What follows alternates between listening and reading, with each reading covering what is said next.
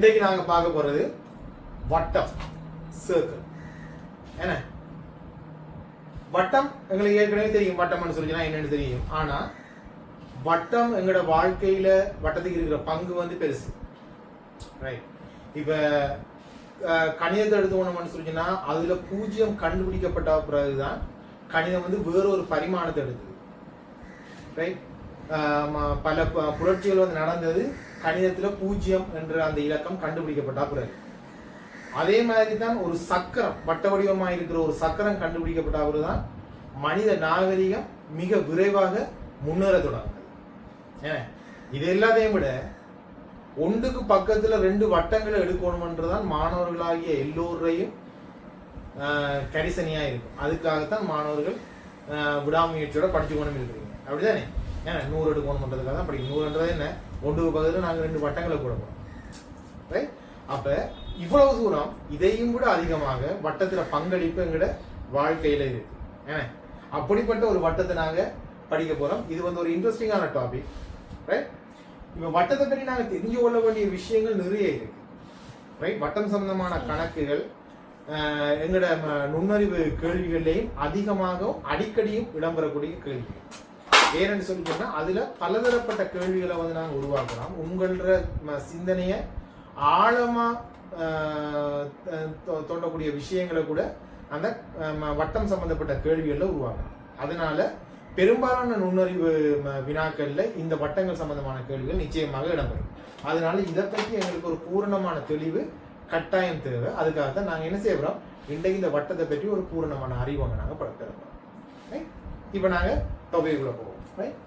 வட்டம் சொல்லினா எங்களுக்கு தெரியும், அது வந்து ஒரு வளைந்த வடிவம். ஏன்னா வட்டம் எப்படி உருவாகுது, ஒரு புள்ளியில் இருந்து ஒரு குறிப்பிட்ட ஒரு புள்ளி, இப்படி ஒரு புள்ளி ஒன்று நாங்கள் எடுத்தோம்னா இந்த புள்ளியில் இருந்து சம தூரத்தில் இருக்கிற புள்ளிகளை இணைத்து வரையப்படுகின்ற வளைகோடு வட்டம். சொல்றது விளங்குதானே? ஒரு புள்ளி, ஏதாவது ஒரு புள்ளியை நாங்கள் எடுத்தோம்னு சொல்லினா அந்த புள்ளியில இருந்து சம தூரத்தில் இருக்கக்கூடிய புள்ளிகள், இந்த புள்ளியிலிருந்து சமதூரத்தில் இருக்கக்கூடிய புள்ளிகளை இணைத்து வரைகிற ஒரு வளைகோடைத்தான் நாங்க சொல்றோம் வட்டம் சொல்லி சொல்றோம், ரைட்? இந்த வட்டத்துல சில முக்கியமான பகுதிகள் இருக்குது. வட்டத்தின் முக்கியமான பகுதிகள் நாங்க பார்க்கிற நேரம், வட்டத்துல ஒரு வட்டம் உருவாகுவதற்கு அடிப்படையான காரணம் என்ன? ஒரு புள்ளி. ஏன்னா அந்த புள்ளியிலிருந்து சமதூரத்தில் உள்ள புள்ளிகளை இணைக்கிற வளைகோடு நாங்க வட்டம் பார்த்ததுனால அந்த ஒரு புள்ளி தான் வட்டத்தை அமைக்கிறதுக்கு ஆதாரமாக இருக்கு. ஏன்னா அந்த புள்ளியை நாங்க சொல்லுவோம் மையம் என்று சொல்லி சொல்லுவோம், மையம் என்று சொல்லுவோம். அதுதான் அந்த வட்டத்தினுடைய மிக சென்டர்ல மையமாக அமைந்திருக்கக்கூடிய. அப்ப அந்த புள்ளியை நாங்க மையம் என்று சொல்லி சொல்லுவோம். இந்த புள்ளி இதை ஒவ்வொன்று குறிச்சோம்னா இந்த புள்ளி தான் எங்களுக்கு மையம், ஒரு வட்டத்தின் ஆதாரமான ஒரு இடம். ஏன்னா இதுல இருந்தா இந்த வட்டம் வந்து உருவாகும். இந்த வட்டத்துல இந்த சுற்றி இருக்கிற இந்த வளைகோட நாங்க பரிதி என்று சொல்லி சொல்லுவோம். வட்டத்தை சுற்றி இருக்கிற அந்த வளைகோடு, இந்த வளைகோடு எங்களுக்கு பரிதி என்று அழைக்கப்படும்.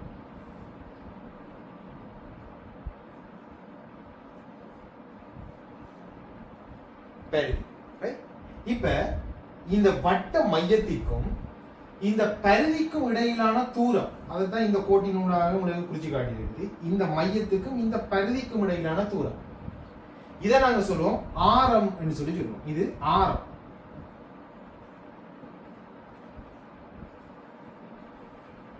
ஆரையனும் சொல்லுவாங்க, ஆரையனும் சொல்லுவாங்க. இதை ஆரம் சொல்லுவோம். இங்கிலீஷ்ல ரேடியஸ் சொல்லி சொல்லுவோம்.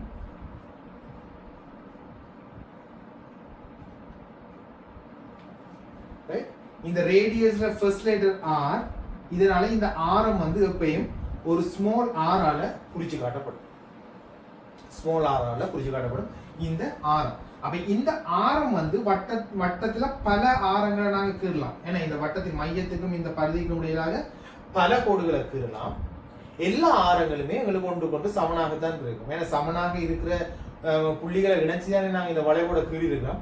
அதனால இந்த மையத்திலிருந்து இந்த ஆரம் வந்து எப்பயுமே எங்களுக்கு சமன். அது ஒரு மாறி, அது வந்து மாற்றமடையாது, அது எங்களுக்கு மாறாத ஒரு பெருமானமாக இருக்கும். அப்ப இந்த மையத்திலிருந்து பரிதிக்கு இடையிலான தூரத்தை தான் நாங்க ஆரம் சொல்லி சொல்றோம். அடுத்ததான் நாங்க பார்க்க போறது விட்டம். அதாவது ஒரு வட்டத்தை இரு சம பகுதிகளாக பிரிக்கிற கோடு விட்டம். அந்த விட்டம் இரு சம பகுதிகளாக பிரிக்கும். அந்த விட்டம் என்ன நடக்கும்னு சொல்லிச்சுன்னா அந்த வட்டத்தின் மையத்தினூடாக செல்கின்ற ஒரு நேர்கோடாக அமையும். இதான் வட்டத்தின் மையம் என்றா இந்த நேர்கோடு இந்த வட்டத்தின் மையத்தை ஊடறுத்து செல்லும். இங்க இருந்து ஆரம்பிச்சுன்னு சொல்லிச்சுன்னா இந்த வட்டத்தின் மையத்தை ஊரெடுத்து செல்லும். நீங்க எந்த ஒரு புள்ளியில இருந்து கூட நாங்க விட்டத்தை வரையலாம். என்ன எந்த ஒரு புள்ளியில இருந்து நீங்க ஒரு கோடை நீட்டினாலும் அந்த கோடை என்ன செய்யணும், இந்த மையத்தை ஊடறுத்து செல்ல வேணும். அது போய் அடுத்த பரிதியில அடுத்த பக்கத்தை வந்து தொடரும். அவ்வாறாக வரையப்படுற கோடு, உதாரணமாக இங்க உங்களுக்கு நான் ஒரு கோடு தெரியும் காட்டிருக்கேன், இதுதான் விட்டம் என்று சொல்லி சொல்லுவோம். அப்ப இந்த கோடு என்னென்னு அழைக்கப்படுது, விட்டம் என்று சொல்லி அழைக்கப்படும்.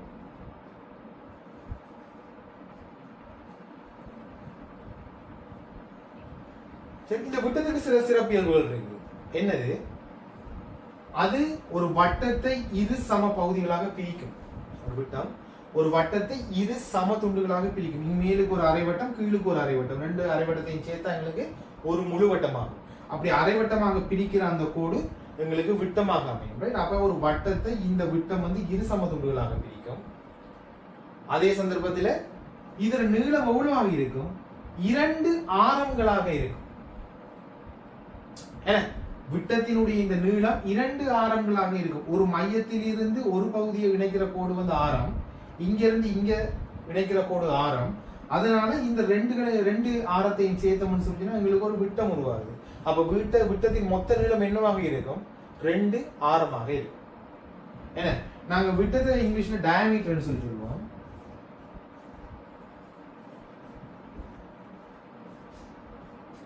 இங்க ஃபர்ஸ்ட் லெட்டர் டி, அதனால இந்த விட்டமும் எங்களுக்கு டி என்ற ஸ்மால் டி என்ற ஒரு ஆங்கிலத்தால குறித்து காட்டப்படும்.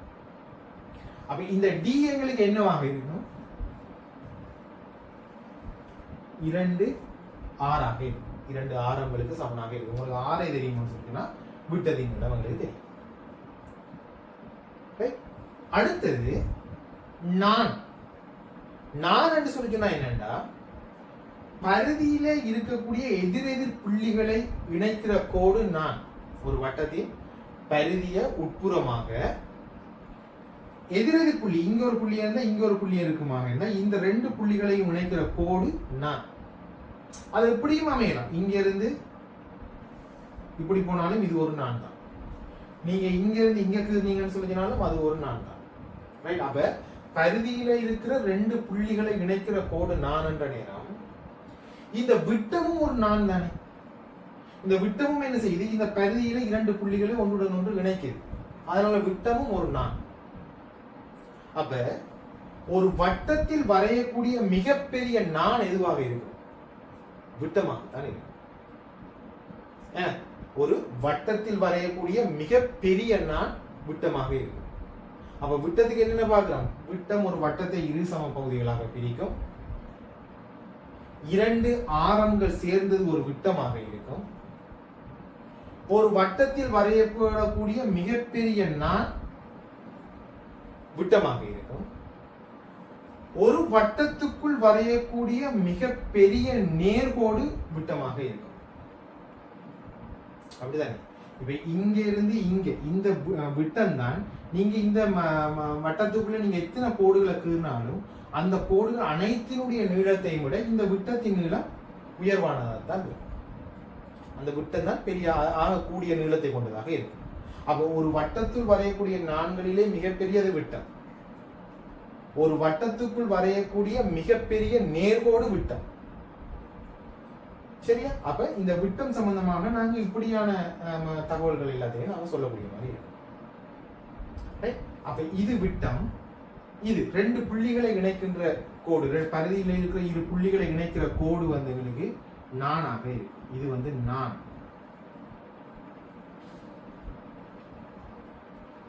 நானாக இருக்கு. சரியா? இது தவிர எங்களுக்கு ஒரு வட்டம் இருக்கு. அந்த வட்டத்தை வெளியில ஒரு கோடு ஒரே ஒரு புள்ளியில் மாத்திரம் தொட்டு கொண்டு செல்லுது. வட்டத்தின் பதை வெளிப்புறமாக ஒரு கோடு வட்டத்தின் ஏதோ ஒரு புள்ளியை பாருங்க, இந்த கோடு வந்து வட்டத்துல இந்த ஒரு புள்ளியை மட்டும்தான் தொடும். வேற எங்கேயுமே இந்த கோடு வந்து வட்டத்தை டச் பண்ணாது. ஒரே ஒரு புள்ளியினூடாக மட்டுமே தொட்டு கொண்டு செல்லும். ரைட்? அப்ப வெளிப்புறமாக, வட்டத்தின் வெளிப்புறமாக ஒரு கோடு வட்டத்தின் ஏதாவது ஒரு புள்ளியை மாத்திரம் தொட்டு கொண்டு செல்லுமா இருந்தா அதை நாங்க தொடுகோடு என்று சொல்லி சொல்லுவோம்.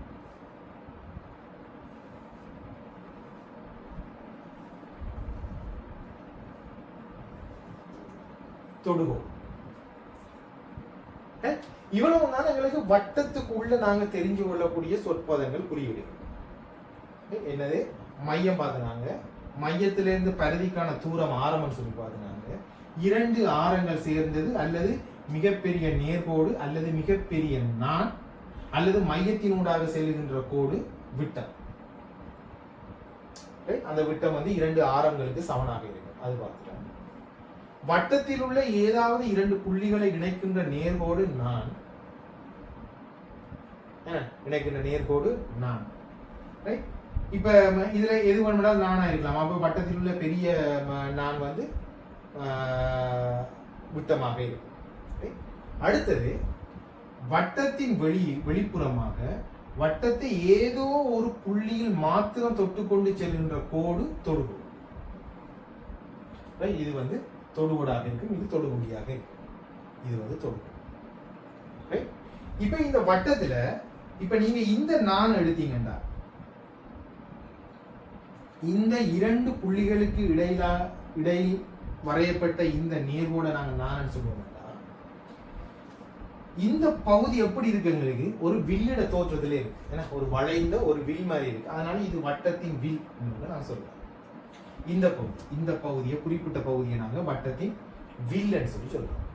ஏன்னா ஒரு வில் நாங்க என்னத்தை பாக்குறாங்க? வில் வளைந்த பகுதியாக இருக்கிறது வில். அங்கிருந்து இழுக்கப்பட்ட அந்த கயிறை வந்து நான் என்று சொல்லி சொல்றோம். அதே மாதிரி தான் இதுவும். இந்த பகுதி வந்து வில்லாக இருக்கும், வட்டத்தின் வில்லாக இருக்கும். இது வந்து வட்டத்தின் நானாக இருக்கும். சரியா?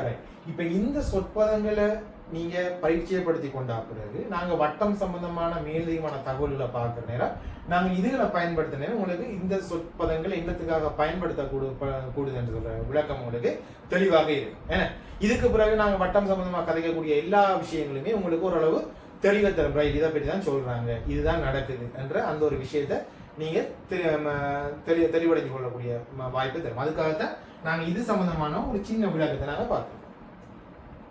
இப்ப நாங்க வட்டத்துக்குள்ள அடுத்த விஷயத்துக்கு போவோம். ரைட், நாங்க அடுத்தது பார்க்க போறோம் ஒரு வட்டத்துக்குள்ள வரையப்படுற சதுரம். ரைட், வட்டத்துக்குள்ள வரையப்படுற சதுரம் எப்படி இருக்கும் சொல்லிங்கன்னா, அந்த சதுரத்தின் உச்சிகள் இந்த வட்டத்தின் பரிதியை 4 உச்சிகளும் வட்டத்தின் பரிதியை தொட்டவாறு இருக்கணும். வட்டத்துக்குள்ள இந்த சதுரத்துல 4 உச்சிகளும் இந்த வட்டத்தின் பரிதியை தொட்ட வண்ணம் இருக்கணும். டச் பண்ணி கொண்டு இருக்கணும். இப்படி ஒரு சதுரம் வட்டத்துக்குள்ள அமைஞ்சிருக்கும்டா இதுல இயல்புகள் எப்படி இருக்கும் என்றதை பற்றி பார்ப்போம். சரியா? இப்ப நாங்க இந்த சதுரத்தின் ஒரு பக்க நீளம் வந்து S ன்னு சொல்லி குறிச்சிருக்கோம். சதுரத்தினுடைய பக்க நீளம், ஒரு பக்க நீளம் வந்து S. ஒரு பக்க நீளம் S ன்னு சொல்லிச்சுன்னா இந்த எல்லா பக்கங்களுமே ஒன்றுக்கொன்று சமனாக இருக்கும். ஏன்னா இது ஒரு சதுரம் மட்டும்தான். சரியா?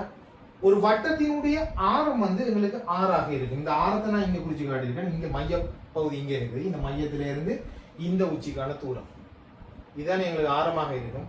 இதுல இந்த பகுதியின் இந்த எல்லைக்கான தூரம் இது வந்து ஆரமாக இருக்கும். அதை நாங்க ஆரம்னு சொல்லி குறிச்சு காட்டியிருக்கேன். இப்ப இந்த சதுரத்தினுடைய மூளை விட்டத்தின் நீளம் எங்களுக்கு எவ்வளவாக இருக்கும்? மூளை விட்டம்னு சொல்லிச்சுன்னா என்ன? 2 எதிரெதிர் உச்சிகளை இணைக்கிற இந்த கோடு. என்ன மூளை விட்டம்? மூளை விட்டத்துக்கும் பக்கத்துக்கும் எங்களுக்கு என்ன வித்தியாசம் எங்களுக்கு தெரிய வரும். ஏன்னா இப்போ ஒரு பல்கோணி இருக்குன்னு சொல்லிச்சுன்னா, உதாரணமா ஒரு ஐங்கோணி எடுங்க. இப்படி ஒரு ஐங்கோணி இருந்தா இந்த ஐங்கோணியின் அடுத்துள்ள புள்ளிகளை இணைக்கிற கோடு, இப்ப இந்த புள்ளியையும் இந்த புள்ளியையும், இந்த 2 புள்ளிகளையும் 2 உச்சிகளையும் இணைக்கிற கோடு வந்து இது வந்து பக்கம். இதை வந்து நாங்க பக்கம்னு சொல்லி குறிப்போம். ஏன்னா அப்ப இந்த ஒரு ஐங்கோணிக்கு 5 பக்கங்கள் இருக்கும். இது ஒன்று, இது ஒன்று, இது ஒன்று, இது ஒன்று, இது ஒன்று. என்ன நடக்குது? அடுத்தடுத்த புள்ளிகளை இணைக்கிற கோடுகளை வந்து நாங்க பக்கம் சொல்லி சொல்லுவோம். ஒன்று விட்ட உச்சிகளையோ அல்லது எதிரெதிர் உச்சிகளையோ இணைக்கிற கோடை நாங்க மூளை விட்டம்னு சொல்லி சொல்லுவோம். இப்ப இந்த உச்சியையும் இணைக்கிற கோடு, அல்லது இந்த உச்சியையும் இணைக்கிற கோடு, அல்லது இந்த உச்சியையும் இணைக்கிற கோடு, இதைகள் எல்லாம் என்ன இருக்கும்? மூளை விட்டங்களாக இருக்கும். இதுகள் தான் அடுத்தடுத்த உச்சிகளை நாங்கள் இணைக்கிற கோடுகளை வந்து மூளை விட்டங்கள் சொல்லி சொல்லுவோம். ரைட்? அப்போ ஒரு சதுரத்தை நீங்க எடுத்தீங்கன்னு சொன்னா சதுரத்துல மூளை விட்டம் எதுவாக இருக்கும்? இதுவும் இதையும் இணைச்சு அது வந்து பக்கம், இதையும் இணைச்சு அது வந்து மூளை விட்டம். அப்போ ஒரு மூளை விட்டத்துல நீளம் இங்க இருக்கு வரணும், இங்க இருந்து இங்க வரணும். இந்த உச்சியிலிருந்து மையம் வரைக்குமான தூரம் எங்களுக்கு R. அப்ப இந்த மையத்திலிருந்து உச்சி வரைக்குமான தூரமும் எங்களுக்கு R. அப்ப 2 R. அப்ப இது என்னவாக இருக்க வேணும்? ஒரு விட்டமாக இருக்கும். வட்டத்தின் விட்டம் தான் இந்த சதுரத்தினுடைய மூளை விட்டத்துக்கு சமனாக இருக்கும், மூளை விட்டமாக இருக்கும். ஏன் இந்த ஒரு வட்டத்தின் விட்டம் இந்த சதுரத்தினுடைய மூளை விட்டமாக எங்களுக்கு இருக்கு. சரி, இது எங்களுக்கு பேசிக்கா ஒரு ஐடியாவுக்காக தெரிஞ்சிருந்தா சரி. ரைட். இப்ப இனி நாங்க வட்டம் சம்பந்தமாக பார்க்க போற பெரும்பாலான விஷயங்களுக்கு நாங்க சமன்பாடுகள் ரீதியாகத்தான் பார்ப்போம். ரைட். ஒவ்வொரு விஷயத்துக்கும் நாங்க சமன்பாடுகளை அறிஞ்சு கொள்வோம். அந்த சமன்பாடுகள் நீங்க கணக்குகளை தீர்க்கிறதுக்கு, உங்களுக்கு கணக்குகளை நீங்க கையாளுறதுக்கு மிக மிக முக்கியமானதாக இருக்கும். அதனால நாங்க இங்க பார்க்க போற எல்லா சமன்பாடுகளையுமே நீங்க ஒரு நோட் புக்ல குறிச்சு வச்சுக்கோங்க. அதை மனப்பாடம் செய்து வச்சிருக்கணும். கட்டாயமாக அது உங்களுக்கு மனப்பாடத்துல இருக்கணும். அப்படி இருந்தா தான் நீங்க அந்த கணக்கை வந்து உடனடியாக இலகுவாக தீர்க்கக்கூடியதாக இருக்கும். இந்த சமன்பாடுகள் தெரியாம அந்த கணக்குல நாங்க அணுக இயலாது. ரைட். அப்ப நாங்க இனி வரப்போற சதுரத்தை பற்றி எல்லா தகவல்களை பார்க்கிற நேரம் அங்க நாங்க சமன்பாடுகளாக தான் பார்க்க போறோம். அந்த சமன்பாடுகளை நீங்க கட்டாயமாக குறிச்சு வச்சுக்கணும். ரைட். அது உங்களுக்கு பெருவுதவியாக இருக்கும். இப்ப பார்த்தோம்னா இந்த சதுரத்தினுடைய பக்க நீளம் எஸ். நாங்க ஒரு கணக்கு செய்யறதுக்கு எங்களுக்கு ஏதாவது ஒரு கணக்கு கொண்டு இது சம்பந்தமா கேட்கிறாங்கன்னு சொல்லிட்டு அங்க எங்களுக்கு இந்த சதுரத்தினுடைய பக்க நீளம் தெரிய வேண்டியது ஒரு அவசியமாக இருக்கலாம். ரைட். அப்ப அதை நாங்க எப்படி காணுவோம்னு சொல்லினா இந்த எஸ், இந்த சதுரத்தின் இந்த எஸ் சமன் R√2 ஆக இருக்கும். சரி, இந்த சதுரத்தினுடைய இந்த எஸ் வந்து என்னதுக்கு நீளமா இருக்கும்? இந்த ஆரம் இந்த ஆரத்தினுடைய 2 வர்க்கமூலத்துக்கு சமனாக இருக்கும். ஆர 2 வர்க்கமூலத்தால நீங்க பெருக்குனீங்கன்னு சொல்லி வார பெருமானம் தான் உங்களுக்கு இந்த ஒரு பக்க நீளமாக இருக்கும். ரைட். இந்த 2 பெருமானம் √2 பெருமானம் 1.4142 இப்படி எங்களுக்கு போகும். ரைட். இதை நாங்க மட்டம் தட்டின மாட்டோம் 1.4 அல்லது 1.41 எங்க கணக்குக்கு தேவைக்கு ஏற்ற மாதிரி நாங்க வந்து அதை செய்து கொள்ளலாம். அதை வந்து கையாளலாம். ரைட். இந்த பெருமானத்தை நாங்க கையாளலாம். இதுல பெருமானம் இப்படியே போய் கொண்டிருக்கும் 1.4142 சொல்லி அங்கால அந்த பெருமானம் போகும். ரைட். அப்ப உங்களுக்கு இதை மட்டம் தட்டி உங்களுக்கு தெரிஞ்சாலும் சரி, இல்லாட்டி நீங்க இதே தெரிஞ்சு வச்சிருந்தாலும் கூட சரிதான். ரைட். அப்ப நாங்கள் கணக்கு எங்களுக்கு என்ன தேவையோ நாங்க அதை வந்து பயன்படுத்தி கொள்ளலாம். அப்ப இது ஒரு வட்டத்தினுடைய பக்க நீளத்துக்கான சமன்பாடு இதுதான். இதை குறிச்சு வட்டத்தின் பக்க சதுரத்தின் பக்க நீளம், வட்டத்தின் உள்ளே இருக்கின்ற சதுரத்தின் பக்க நீளம், அதுவும் என்ன அந்த உச்சிகள் பரிதியை தொட்டு கொண்டிருக்கிற ஒரு சதுரத்தினோட பக்க நீளம் எங்களுக்கு S சமன் R√2 ஆக இருக்கும். இப்ப அடுத்ததான் எங்களுக்கு தெரிய வேண்டியது இந்த சதுரத்தின் பரப்பளவு. சதுரத்தின் பரப்பளவு, இந்த சதுரத்தின் பரப்பளவு என்னதுக்கு எங்களுக்கு சமனாக இருக்கும் அப்படின்னா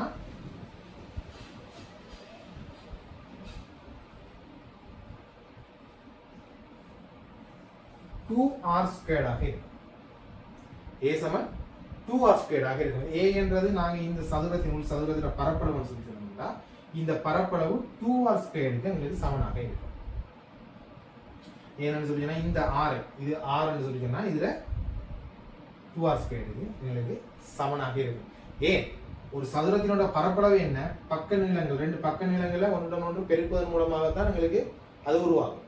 பரப்பளவு உருவாகும். நீளம் தர அகலம் என்ற மாதிரி. ரைட். அப்ப உங்களுக்கு இந்த நீளம் R√2 சொல்லி சொன்னா இதோட இன்னொரு R√2 நீங்க பெருக்க போறீங்க. ஏன்னா அப்ப இந்த 6 ஒன்றுடன் ஒன்று பெருக்கப்படுச்சுன்னு சொல்லி என்ன இருக்கும்? அது R² போகும். அப்படித்தானே? இந்த √2 இந்த √2 பெருக்கப்படுச்சுன்னு சொல்லி எங்களுக்கு என்ன ஆகும்? அது 2 ஆக மாறும். அப்ப இங்க இந்த ரெண்டு வர்க்க மூலங்கள் பெருக்கப்படுற நேரம் அது என்னென்ன ஒரு முழு எண்ணாக மாறுறது என்றது உங்களுக்கு தெரிஞ்சிருக்கும். அப்படி தெரியாட்டி நாங்கள் அது இன்னொரு வீடியோவில் அது சம்பந்தமான விளக்கத்தை நாங்கள் பார்ப்போம், அது என்னென்ன மாற்றம் அடையுதுன்னு சொல்லி நாங்கள் பார்ப்போம். இப்போ நீங்கள் தெரிஞ்சு வச்சிருங்க, இங்கே 2 R ஒன்றுடன் ஒன்று பெருக்கப்படுறதுனால எங்களுக்கு அது R ஸ்கேடாக வருது. இந்த √2வும் இந்த இங்கே இருக்கிற √2வும் ஒன்றுடன் ஒன்று பெருக்கப்படுறதுனால அது எங்களுக்கு 2√2 ஆகும். அதுதான் எங்களுக்கு இது. அப்புறம் எங்களுக்கு இந்த வே இது உங்களுக்கு இப்போதைக்கு தெரியணும்ன்றது இல்லை. நீங்க இந்த சமன்பாடு இது எப்படி வருதுன்றதுக்கான விளக்கத்துக்கு தான் நான் உங்களுக்கு சொல்லியிருக்கேன். நீங்க சமன்பாடை பாடமாக்கி வச்சிருங்க. இந்த சமன்பாடு நீங்க நேரடியாக கணக்குல அப்ளை பண்ணி போடலாம். அப்ளை பண்ணா உங்களுக்கு டைம் வந்து மிச்சமாகும். ஏன்னா இதுல காண வேண்டிய இந்த டைம் வந்து மிச்சமாகும். நேரடியாக நீங்க தீர்வுக்கு போயிடலாம் இது தேவைப்படுற பட்சத்தில். ரைட். அப்ப இந்த சமன்பாடு இப்ப நாங்க இதுல எங்களுக்கு 2 சமன்பாடு படிச்சிருக்கோம். இந்த ரெண்டுமே மிக முக்கியமான சமன்பாடுகள். இதை தெரிஞ்சு வச்சிருங்க, எழுதி வைங்க, பாடமாக்கி வைங்க, உங்களுக்கு தேவைப்படும். இப்ப நாங்க இந்த வட்டத்தில் வரையப்படும் சதுரம் பார்த்த மாதிரி இப்ப வட்டத்துல வரையப்படுற ஒரு முக்கோணம், இது சமபக்க முக்கோணமாக இருக்கும். சமபக்க முக்கோணம்னா என்ன? 3 பக்கங்களுமே ஒன்றுக்கு ஒன்று சமனாக இருக்கும், நீளத்துல ஒன்றுக்கு ஒன்று சமனாக இருக்கும். அப்படியான ஒரு முக்கோணம் வட்டத்துக்குள்ள வரையப்படுமாக இருந்தா அதை பற்றிய தகவல். இப்ப இந்த முக்கோணம் எப்படி இருக்கணும்னு சொல்லினா, முக்கோணத்தின் 3 உச்சிகளும் இந்த வட்டத்தின் விளிம்பை தொட்டவாறு இருக்க வேண்டும். வட்டத்தின் விளிம்பை 3 புள்ளிகள்ல தொட்டவாறு இருக்க வேண்டும். ரைட். அப்படி உள்பகுதியாக இருக்கணும், வட்டத்துக்கு உள்ளே இருக்க வேணும். இந்த 3 உச்சிகளும் வட்டத்தின் விளிம்பை 3 புள்ளிகள்ல தொட்டவாறு இருக்க வேணும். அது ஒரு சமபக்க முக்கோணமாக இருக்க வேணும். இப்படி இருக்குமாக இருந்தா இந்த முக்கோணத்துல இயல்புகள் எப்படி இருக்கணும்னு சொல்லி நான் பார்ப்போம். இப்ப எங்களுக்கு என்ன தேவை? இந்த வட்டத்தின் இந்த முக்கோணத்தினுடைய நீளம், முக்கோணத்தினுடைய ஒரு பக்க நீளம் எங்களுக்கு தேவை.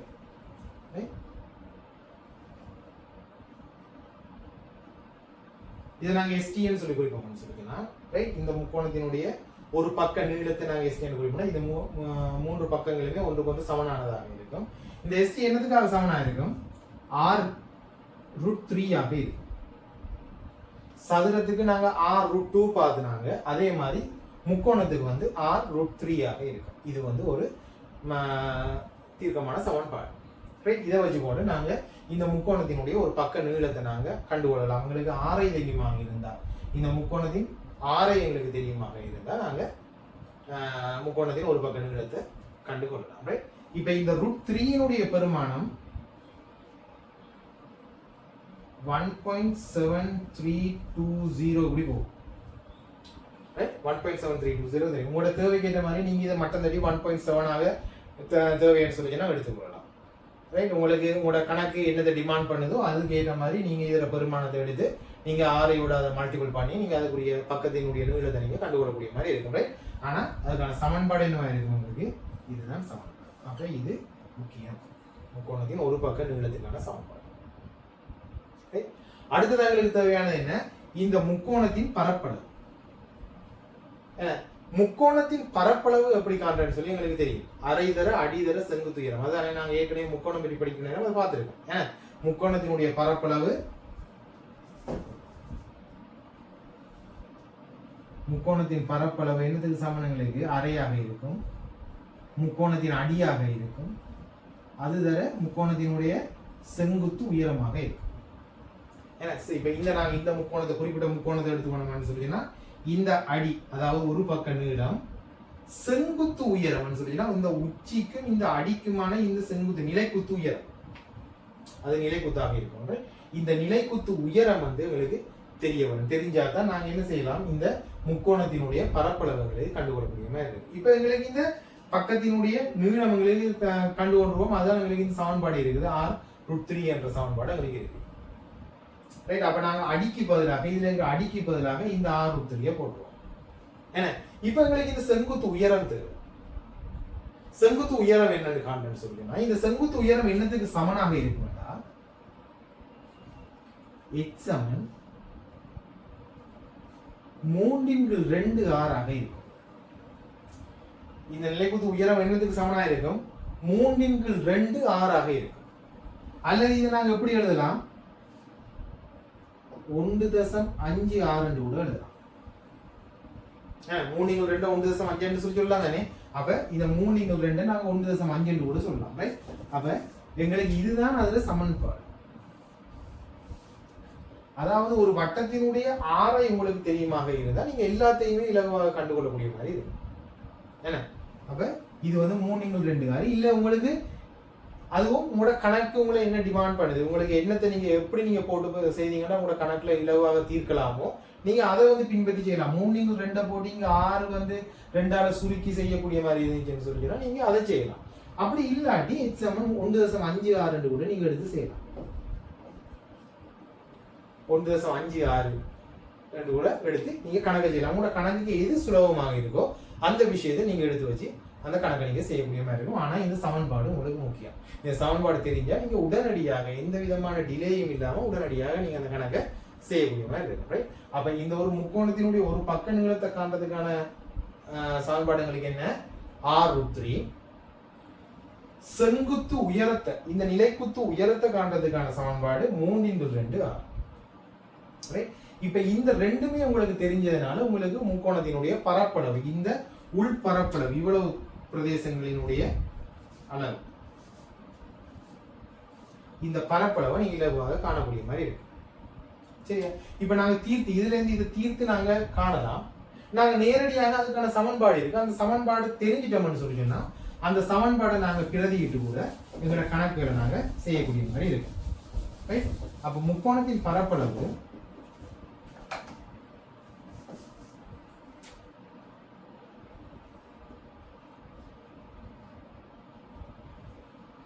இந்த முக்கோணத்தின் பரப்பளவு என்னத்துக்கு சமனாக இருக்கும்னா 3/4√3 r² ஆக இருக்கும். 3/4√3 r² ஆக இருக்கும். இது எங்களுக்கு நேரடியான இந்த முக்கோணத்தின் பரப்பளவு காண்றதுக்கான சமன்பாடு. இது எப்படி வந்திருக்கும் என்று சொல்லி காரணம்னா நீங்க என்ன செய்ய போறீங்க, சமன்பாடு முழுசா எழுத போறீங்க. அரை அடி வந்து எங்களுக்கு தெரியும் r√3 தர செங்குத்து உயரம் என்ன 3x2 r. 3x2 r இதானே எங்களுக்கு நிலைக்குத்து உயரத்துக்கான சமன்பாடு 3x2 r. ரைட்? இப்போ நாங்க இதை சுருக்க போறோம். என்ன செய்ய போறோம், அடிகளை பெருக்கம் 2 4, மேலுக்கு இருக்கிற முழுவன் இந்த 3 மட்டும் தான் முழுவன், அதனால இந்த 3 இப்படியே வருது. 3x4 √3 இருக்குது. இந்த 6 மாறும் பெருக்கப்பட்ட எங்களுக்கு என்ன நடக்கும், r². r². ரைட்? அப்ப இந்த அடிகள் 2 பெருக்கப்படுது, 2 4 வந்திருக்கு. மேலே இருக்கிற முழுவன் 3 மட்டும் தான் முழுவன், அதனால 3 எங்களுக்கு டைரக்டா வந்திருக்குது. √3 இங்க பேலன்ஸ்டா இருக்கு, அதனால √3. இந்த 6 உங்களுக்கு பெருக்கப்படுற நேரம் r². அப்ப 3x4 √3 r². இதான் எங்களுக்கு என்னவா இருக்கும், இந்த முக்கோணத்தினுடைய பரப்பளவாக இருக்கு. ரைட்? அப்ப நீங்க இதை செய்து நேரத்தை வீணடிக்கிறது பெற இந்த சமன்பாடை நேரடியாகவே நீங்க பிரதிவிட்டுடலாம். சமன்பாடை பாடமாக்கி வச்சிருந்தீங்கன்னு சொல்லிங்கன்னா இப்படி இது தேவையான கணக்கு நேரடியாகவே நீங்க அதை பிரதிவிட்டு கணக்கு செய்யக்கூடிய மாதிரி இருக்கு. சரியா? ஓகே. ரைட்? நாங்க இப்போ ஒரு வட்டத்துக்குள்ள சதுரம் வந்துச்சுன்னு சொல்லிச்சுன்னா அதுல பக்க நீளங்கள் பரப்பளவு காண்றது எப்படி, ஒரு முக்கோணம் வந்துச்சுன்னு சொல்லிச்சுன்னா அதுல பக்க நீளங்கள் பரப்பளவுகளை காண்றது எப்படி என்றதை பற்றி நாங்க தெளிவாக படிச்சுட்டோம். ரைட்? இப்ப எல்லாத்தையும் படிச்சுனாங்க இந்த வட்டத்தின் இயல்புகளை நாங்க பார்க்க தானே வேணும். ஏன்னா ஒரு வட்டத்தை தந்துட்டாங்கன்னு சொல்லிங்கன்னா இந்த வட்டத்தின் பரப்பளவு எப்படி காண்றது, வட்டத்தின் சுற்றளவு காண்றதுன்ற தகவலும் உங்களுக்கு தேவை. ரைட்? அப்ப இந்த வட்டம் ஒரு முழுமையான வட்டம் இருக்கிற நேரம் இந்த வட்டத்தின் சுற்றளவுன்னு சொல்லினா என்ன, இந்த வட்டத்தின் பரிதியினுடைய நீளம். ஏன்னா நீங்க இதுல இருந்து ஒரு கையில பிடிச்சி இப்படியே வளைச்சி இந்த கையில கொண்டாந்து இங்க வந்து முடிச்சுட்டு இதுல நீளத்தை அளந்து பாத்தீங்கன்னா அந்த நீளம் எவ்வளவு ஆயிருக்கும், அதான் சுற்றளவு, வட்டத்தின் சுற்றளவு. ஏன்னா வட்டத்தின் சுற்றளவுக்கான சமன்பாடு எங்களுக்கு என்னன்னா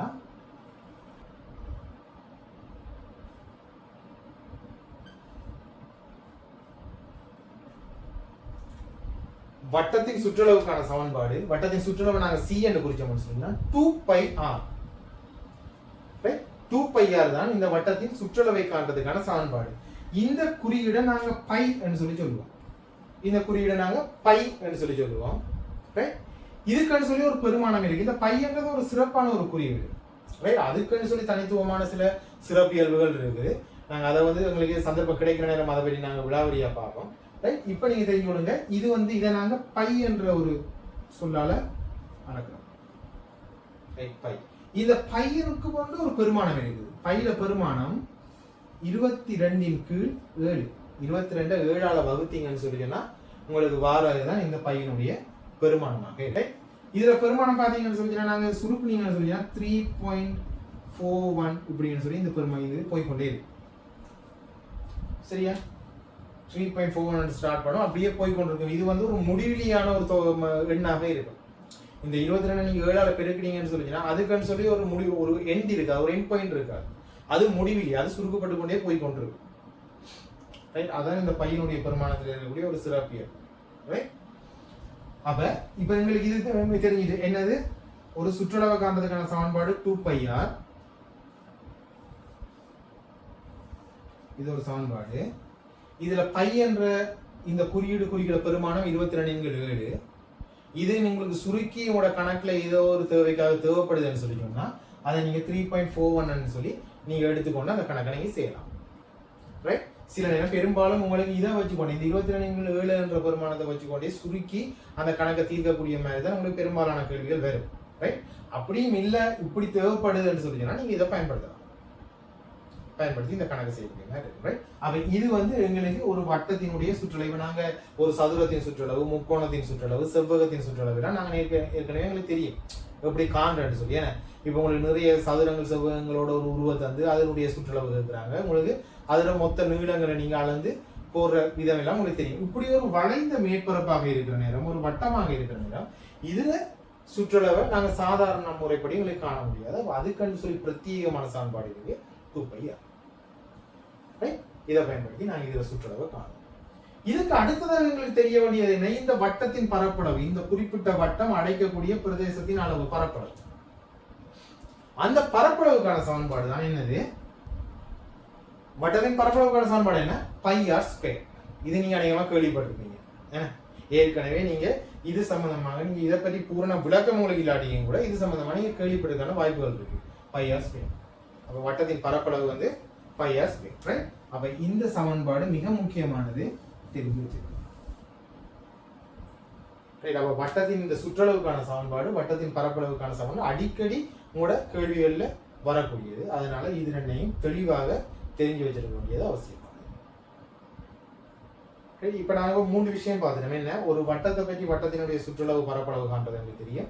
வட்டத்துக்குள்ள ஒரு சதுரம் இருக்குமாக இருந்தா அந்த சதுரத்தினுடைய பக்க நீளம் பரப்பளவு காண்றது தெரியும். பக்க நீளம் மட்டும் அதுல சுற்றளவு கூட நீங்க கண்டுகொள்ளலாம், பரப்பளவு காண்றது தெரியும். வட்டத்துக்குள்ள ஒரு சமபக்க முக்கோணம் இருக்குமா இருந்தா அதனுடைய பக்க நீளத்தை காண்றது எப்படி, அதனுடைய செங்குத்து உயரத்தை காண்றது எப்படி, அதனுடைய பரப்பளவை காண்றது எப்படி என்றதுக்கான சமன்பாடுகள் எல்லாத்தையுமே நாங்க தெளிவாக பார்த்துட்டோம். ரைட்? இது எங்களுக்கு வட்டத்தை பற்றிய ஒரு விதமான தகவல். நாங்க அடுத்ததாக வட்டத்தை பற்றிய விஷயங்களுக்கு போற நேரம் தேற்றங்களுக்கு போகிறோம். வட்டம் சம்பந்தமாக வரக்கூடிய கணக்குகளுக்கு தேவையான தேற்றங்கள் சம்பந்தமா அதுல 6 வகையான தேற்றங்கள் இருக்குது. அந்த 6 வகையான தேற்றங்களை வச்சுக்கொண்டுதான் பெரும்பாலான உங்களோட நுண்ணறிவு கேள்விகள் எல்லாமே வடிவமைக்கப்பட்டிருக்கும், கேட்கப்படும். சரி, அப்ப உங்களுக்கு அந்த 6 தேற்றங்களை நீங்க தெளிவாக விளங்கி கொண்டு அங்க அதை என்ன சொல்லுது என்றதை நீங்க தெரிஞ்சு வச்சிருந்தீங்கன்னு சொல்லிங்கன்னா அந்த தெளிவு உங்களை ஒரு கணக்கை ஈஸியா அணுகிறதுக்கும் உடனடியாக அது சம்பந்தமான முடிவுகள் எடுக்கிறதுக்கும் ஐடியாஸ் எடுக்கிறதுக்கும் உங்களுக்கு அது வழிவகை செய்யும். அப்ப அந்த தேற்றங்கள் வந்து மிக முக்கியமானது. இந்த வீடியோ கொஞ்சம் உங்களுக்கு நீளமானதாக இருக்கும், இருந்தாலும் நாங்க ஃபுல்லா தெளிவாக நாங்க எல்லாத்தையும் பார்க்க போறோம். ரைட்? ஏன்னு சொல்லினா இந்த ஒரு வீடியோ உங்களுக்கு வட்டத்தை பற்றிய பூரணமான அறிவை தந்துடும். இதை தவிர நீங்க இன்னொரு இடத்துல நீங்க அதை போய் தேடி பார்க்க வேண்டிய அவசியம் உங்களுக்கு இருக்காது. இதை நோட் பண்ணி வச்சுக்கோங்க. ரைட்? இப்ப இந்த வட்ட தேற்றங்கள்ல 6 தேற்றங்கள்ல முதலாவது தேற்றம் வட்ட மைய கோண தேற்றம். வட்ட மைய கோண தேற்றம். இப்ப இந்த வட்ட மைய கோண தேற்றம் என்ன சொல்லுதுன்னா, ஒரு வட்டம் இருக்கு, இந்த வட்டத்துல இந்த பரிதியில் இருக்கிற ஏதாவது 2 புள்ளிகள், இப்ப உதாரணமா நாங்க இந்த ஒரு புள்ளியையும் இந்த ஒரு புள்ளியும், இந்த ஒரு வில், இதான் ஒரு வில். இந்த 2 புள்ளிகளை எடுத்தோம்னு சொல்லி இந்த புள்ளிகளுக்கு இடையில இருக்கிற வளைந்த கூட நாங்க வில் என்று சொல்லி. இந்த வில்லில இருந்து மையத்துக்கு வரையப்படுகின்ற கோணம், மையத்தில் அமைக்கின்ற கோணம்னு சொல்லினா இப்ப இதுவும் இப்படி இந்த 2 புள்ளிகளையும் நாங்க மையத்தோட இணைச்சோம்னு சொல்லிட்டோம்னா இது வந்து எங்களுக்கு ஒரு கோணத்தை தரப்போகுது. இதை நான் தீட்டான்னு சொல்லி சொல்றேன். இந்த மையத்தில் எதிரமைக்கின்ற கோணம் இந்த வில் இந்த பரிதியினுடைய மிகுதி பகுதியில், மிகுதி பகுதின்னு சொல்லி சொன்னா நீங்க இந்த வில் எடுத்தீங்கன்னா இந்த வில்லுல இதுதான் மிகுதி பகுதி. இங்க இருந்து இங்க மையத்துல ஒரு கோணம் எதிரமைச்சா பிறகு பரிதியில மிகுதி பகுதியில எதிரமைக்கணும்னு சொல்றீங்கன்னா இதுதான் மிகுதி பகுதி. இதுக்குள்ள வராது, இந்த துண்டு வராது, இது வில், இந்த துண்டுக்குள்ள வராது. இந்த மிகுதி பகுதியில எதிரமைக்கிற கோணத்துல இங்க இருந்து இப்ப இப்படி அனுப்பிக்கிறோம். இதுல ஒரு தீட்டா 1 சொல்லி சொன்னோம். இந்த கோணம் இந்த கோணத்தின் இருமடங்காக இருக்குமா? அதாவது 2 தீட்டா 1, இந்த தீட்டா என்னத்துக்கு சமனாக இருக்கும்? 2 தீட்டா 1 சமனாக இருக்கும். ஒரு வில் மையத்தில் எதிரமைக்கும் கோணம் அதன் பரிதியின் மிகுதி பகுதியில் எதிரமைக்கும் கோணத்தின் இருமடங்காக இருக்கும். இதுதான் இந்த வட்ட மைய கோண தேற்றம் சொல்ற விஷயம். இப்ப உங்களுக்கு நாங்க இந்த தேற்றங்கள் படிக்க போற நேரம் இந்த தேற்றத்தை பற்றிய தலைப்பு, இந்த தேற்றத்தை பற்றிய சொற்கள் ரீதியான விளக்கம் அதுகள் உங்களுக்கு பெருசா முக்கியம் இல்லை. அதுகள் உங்களுக்கு இப்ப கேட்க மாட்டான். அது உங்களுக்கு நீங்க இன்னும் கொஞ்சம் பெருசாக நேரம் கோயிலுக்கு போற நேரம் கூட உங்களுக்கு அதுகள் தேவைப்படலாம். அந்த தேற்றம் என்ன சொல்லுது என்ற கருத்து, இப்ப அது என்ன விஷயத்தை உங்களுக்கு சொல்லுதுன்றதான் உங்களுக்கு தேவை. ரைட்டா? இந்த முதலாவது தேற்றம் உங்களுக்கு என்னத்தை சொல்லுது? இப்ப நாங்க சமன்பாடு அந்த தேற்றங்கள் எல்லாத்தையும் மனப்பாடம் பண்ணி வச்சிருக்க வேண்டிய அவசியம் இல்லை. நீங்க இதை விளங்கி கொண்டீங்கன்னாலே இதை உங்களோட சொற்களாலேயே நீங்க எழுதலாம். இப்ப என்ன சொல்றாங்க? ஒரு வட்டத்துல ஒரு வில் மையத்தில் எதிரமைக்கும் கோணம் அதே வில் பரிதியின் எஞ்சிய பகுதியில் எதிரமைக்கும் கோணத்தின் இருமடங்காக இருக்கும். இது தீட்டா 1 இது தீட்டா 2 சொல்லி சொன்னா இந்த தீட்டா 1 என்னதுக்கு, இந்த தீட்டா என்னதுக்கு சமனா இருக்கும்? 2 தீட்டா 1 சமனாக இருக்கும். இல்லாட்டி நீங்க இது இப்படி கூட எழுதலாம். இப்ப இதை தீட்டா 1 சொல்லி சொன்னா இது 2 தீட்டா 1 இருக்கும். இது உங்களுக்கு இன்னும் விடாது. இதை தீட்டா 1 சொல்லினா இது 2 தீட்டா 1 இருக்கும். அது 2 மடங்காக இருக்கும். இது 60 பாகைன்னு சொல்லிச்சுன்னா இது ஒரு 120 பாகையாக இருக்கும். இது 40 பாகைன்னா இது ஒரு 80 பாகையாக இருக்கும். இது ஒரு 70 பாகைன்னு சொல்லி சொன்னா இது 140 பாகையாக இருக்கும். 2 மடங்காக இருக்கும். இதுதான் முதலாவது தேற்றம் சொல்ற விஷயம். ரைட்? அப்ப இந்த கோணம் இந்த கோணத்தின் இருமடங்கு. இது எப்படி வேணாலும் அமையலாம். இப்ப நீங்க இதுக்குள்ள இப்படி கூட அமையலாம்.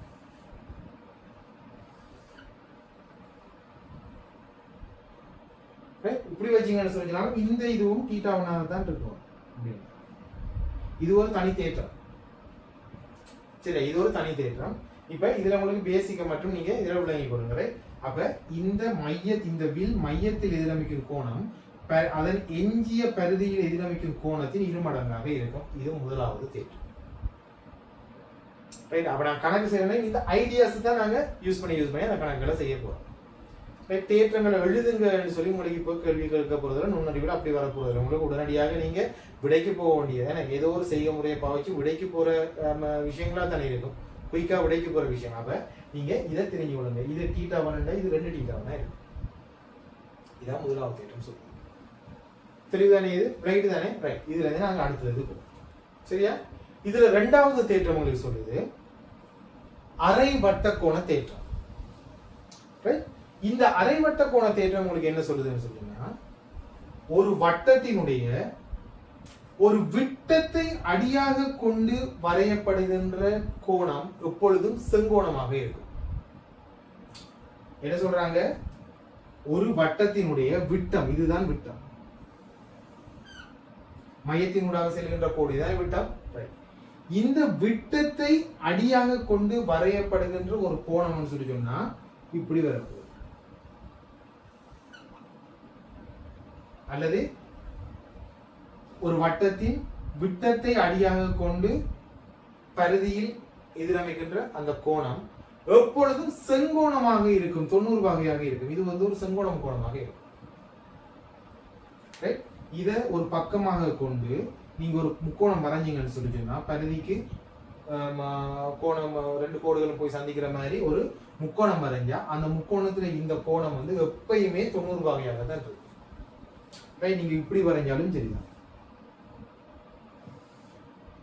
இப்படி வரைஞ்சாலும் இது வந்து 90 வகையாக தான் இருக்கு.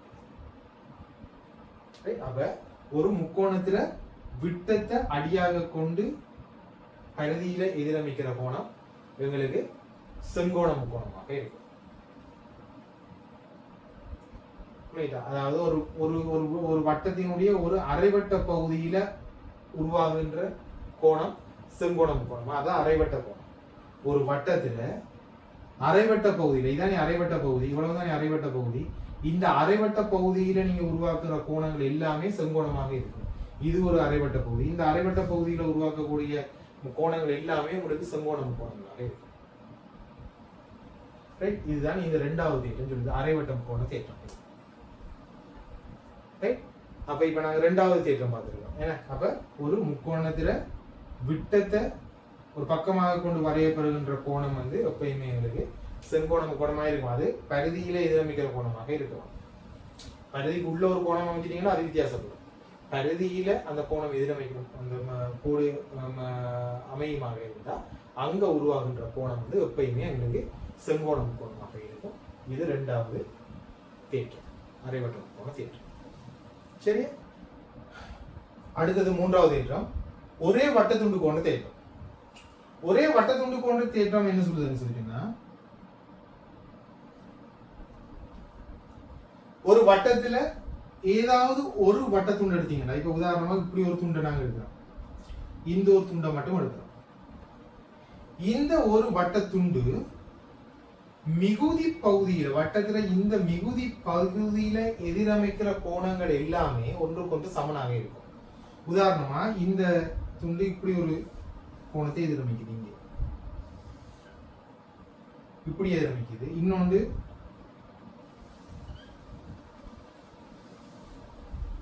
இப்படி எதிரமைக்குது சொல்லி சொன்னா இந்த கோணமும் இந்த கோணமும் ஒன்றுக்கொண்டு சமனாக இருக்கும். இது தீட்டான்னு சொல்லி சொன்னா இதுவும் தீட்டாவாக தான் இருக்கும்.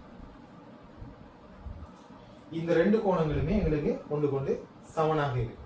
ரைட், இதைத்தான் நாங்க முதலாவது தேற்றத்துல பார்க்கிற நேரமே ஒரு விஷயம் பார்த்து நாங்க என்ன, ஒரு வில் அதுல மையத்துல எதிரமைக்கிற கோணம் பரிதியில மிச்ச பகுதிகளில் எதிரமைக்கிற கோணத்துல இருமடங்காக இருக்கும்னு சொல்லி சொன்னா என்ன அர்த்தம், இது மையத்துல எதிரமைச்சது இந்த எங்க எதிரமைச்சிருந்தாலும் இந்த கோணங்கள்ல 2 மடங்காக இருக்கும் அந்த மையத்தில் எதிரமைக்கிற கோணம் சொல்லி படிக்கலாம்.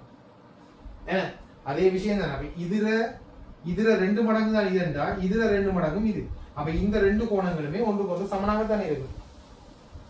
ஏன்னா இந்த 2 கோணங்கள் மட்டும் இல்லை, இந்த வில் வந்து எந்த பகுதியில உங்களுக்கு கோணங்களை அமைச்சாலும் அவை வந்து ஒன்றுக்கொண்டு சமனாகத்தான் இருக்கும், ஒரே கோணமாகத்தான் இருக்கும். அப்ப ஒரு வட்டத்தின் குறித்த ஒரு துண்டு அதன் மிகுதி பகுதியின் பரிதியின் மிகுதி பகுதியில் எதிரமைக்கிற கோணங்கள் அனைத்துமே ஒன்றுக்கொன்று சமனாக இருக்கும். இது மூன்றாவது தேற்றம். இப்படி உருவாகிற எல்லா தேற்றங்களும் எல்லா கோணங்களும் என்னவா இருக்குமா, ஒன்றுக்கொண்டு சமனாக தான் இருக்கும். இது மூன்றாவது தேற்றம். அடுத்த நாலாவது தேற்றம் சொல்லுது வட்ட நாட்கர தேற்றம். நாட்கரங்கள் சொல்லுங்க என்ன, 4 பக்கங்களை கொண்ட வடிவங்களை தான் நாட்கரங்கள் சொல்லுங்க. சதுரம், செவ்வகம், சாய் சதுரம் எதுவாக வேணாலும் இருக்கலாம். 4 பக்கங்கள் இருக்க வேணும்.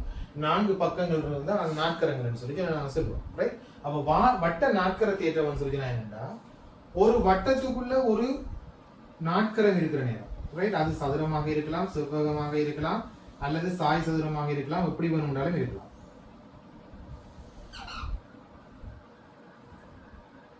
ஒரு வட்டத்துக்குள்ள ஒரு நாட்கரம் இருக்கிற நேரம், இந்த நாட்கரத்தினுடைய எதிர்கோணங்கள் சொல்லிட்டீங்கன்னா இதுக்கு இது எதிர், இதுக்கு இது எதிர், இதுக்கு இது எதிர். இந்த எதிர்கோணங்களின் கூட்டுத்தொகை 180 இருக்கும். உதாரணமா இப்ப இந்த கோணத்தை நாங்க A என்று எடுப்போம், இந்த கோணத்தை B என்று எடுப்போம், இத C என்று எடுப்போம், அப்ப இத D என்று எடுப்போம். அப்ப என்ன சொல்றாங்கன்னா, இந்த a பிளஸ் பி சமன் எவ்வளவு இருக்குமா 180 பாகையாக இருக்கலாம் இருக்கும். அல்லது c பிளஸ் d இதுவும் எதுவாக இருக்கும் 180 பாகையாக இருக்கும். அப்போ வட்டத்தின் உள்ள ஒரு நாட்கரத்தினுடைய எதிர் கோணங்கள் கூட்டுத்தொகை 180ஆக இருக்கும். இதை சொல்றோம் மிகை நிரப்பு கோணங்கள் சொல்லி சொல்றோம். இத மிகை நிரப்பு கோணங்கள் சொல்லி சொல்லுவோம். இந்த கோணங்களை மிகை நிரப்பு கோணங்கள் சொல்லி, அதாவது எதிரெதிராக இருக்கிற கோணங்கள் நாங்கள் மிகை நிரப்பு கோணங்கள் சொல்லி சொல்லுவோம். மிகை நிரப்பு கோணங்கள் என்ன கூட்டுனா 180 வரும். அப்ப வட்டத்தில் இருக்கிற ஒரு நாட்கரம் ஒன்று எதிர்கோணங்களின் கூட்டுத்தொகை 180ஆக இருக்கும். இது 4வது தேற்றம். அடுத்த நாங்க பார்க்க போறது 5வது தேற்றம், தொடுகோடு ஆரம் தேற்றம். தொடுகோடு ஆரம் தேற்றம். இப்ப நாங்க எல்லா தேற்றங்களுமே அந்த பேர்களை வச்சுக்கொண்டே நீங்க ஞாபகப்படுத்தக்கூடிய மாதிரி இருக்கும். இந்த பேர்கள் வந்து அந்த தேற்றத்தை பற்றிய ஒரு அறிமுகத்தை தர மாதிரி தான் எங்களுக்கு இருக்கும்.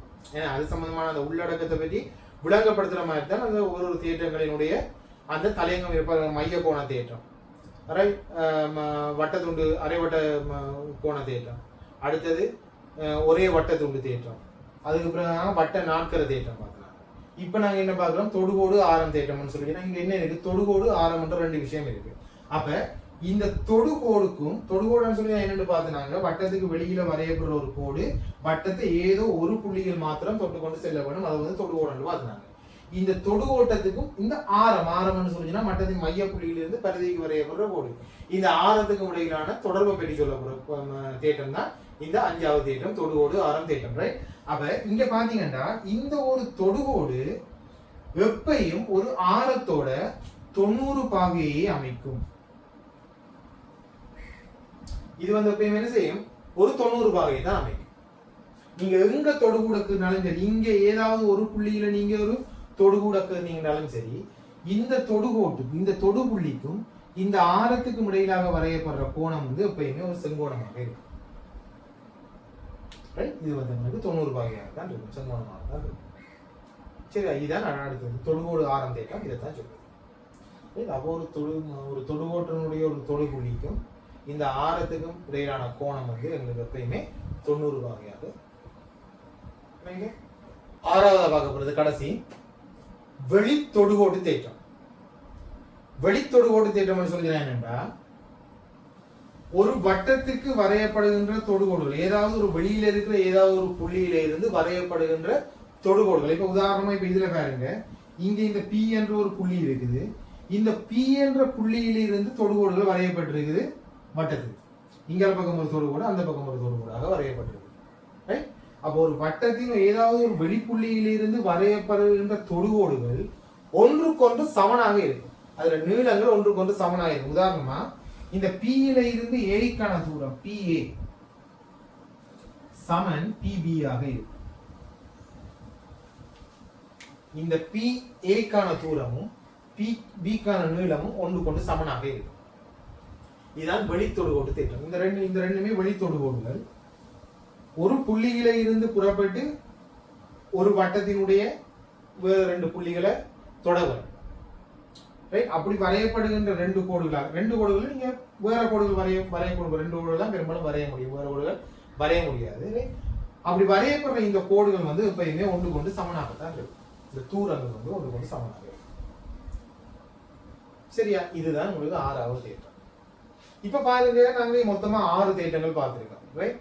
இந்த 6 தேற்றங்களுமே மிகவும் இலகுவான தேற்றம். நீங்க இதை விளங்கி கொண்டுட்டீங்கன்னா, சரியான முதலத்துல நீங்க அந்த விஷயத்தை விளங்கிட்டீங்கன்னு சொல்லி சொன்னா, அதை ஞாபகம் வச்சிருக்கிறது, கணக்குகளுக்கு உடனடியாக நீங்க அதை எடுத்து பயன்படுத்துறது வந்து உங்களுக்கு இலகுவானதாக தான் இருக்கும். அது ஒன்றும் ஒரு குழப்பமான காம்ப்ளிகேட்டடான விஷயங்கள் இல்லை. ரொம்ப வெளிப்படையான ஒரு இலகுவான தேற்றங்கள் தான். ரைட். இந்த 6 தேற்றம். அப்ப இந்த 6 தேற்றங்கள் அடிப்படை விஷயத்தை நீங்க விளங்கி கொண்டுட்டீங்கன்னு சொல்லிங்கன்னா, இது சம்பந்தமா தான் உங்களுக்கு பெரும்பாலான கணக்கு, பெரும்பாலும் இல்லை, இது சம்பந்தமா தான் வரும் உங்களுக்கு கணக்கு. இந்த 6 தேற்றங்களையும் உள்ளடக்கியதாக தான். இந்த 6 தேற்றங்கள்ல ஏதாவது ஒன்றையோ அல்லது 2ஐயோ பயன்படுத்த அப்ளை பண்றதுக்கு ஏற்ற மாதிரி தான் உங்களுக்கு கேள்விகள் வந்து வடிவமைக்கப்பட்டிருப்பாங்க. ரைட். அப்ப இதை பற்றிய ஒரு விளக்கம் உங்களுக்கு, அடிப்படை விளக்கம் உங்களுக்கு இருந்துச்சுன்னு சொல்லிங்கன்னா, நீங்க அந்த கேள்வி அணுகிற விதமும் உங்களுக்கு ஈஸியாக இருக்கும். சரி. அப்ப எதையுமே நீங்க விளங்குங்க, மனப்பாடம் பண்ணி வைக்காம ஒழுங்கா விளங்கி கொள்ளுங்க. சரியா இதுதான் நடக்குது, இதுதான் இதுல விஷயம்னு சொல்லி கோரிதானு சொல்லி விளங்கி கொள்ளுங்க. ஏன் இது நடக்குது, ஏன் இப்படி வருதுன்றதை விளங்கி கொள்ளுங்க. ரைட்? அதை விளங்கிட்டீங்கன்னு சொல்லி சொன்னா நீங்க அதை வந்து நேரடியாக நீங்க உங்களோட கணக்குகளில் பாவிக்கக்கூடிய மாதிரி இருக்கும். நீங்க மனப்பாடம் பண்ணி வச்சு தேற்றங்களை எழுதி வச்சு மனப்பாடம் பண்ணி வச்சீங்கன்னு சொல்லிச்சுன்னா அது உங்களை குழப்புறதுக்கும் நீங்க மறந்து போறதுக்குமான சாத்தியக்கூறு அதிகமாக இருக்கு. அது உங்களுக்கு எப்பயுமே உங்களுக்கு கை கொடுக்க போறது இல்லை. சரியா? ரைட். அப்ப முதல்ல விளக்கம் முக்கியம். ஒரு விஷயத்தை பற்றிய தெளிவு எங்களுக்கு முக்கியம். அதை நீங்க தெளிவா விளங்கி கொண்டுட்டீங்கன்னு சொன்னீங்கன்னா கணக்கு வந்து உங்களுக்கு எப்பயுமே இலகுவாகத்தான் இருக்கு. என்ன கற்க கசடரை வெற்றி நோக்கி நாம் நடைபெறுவோம். நன்றி.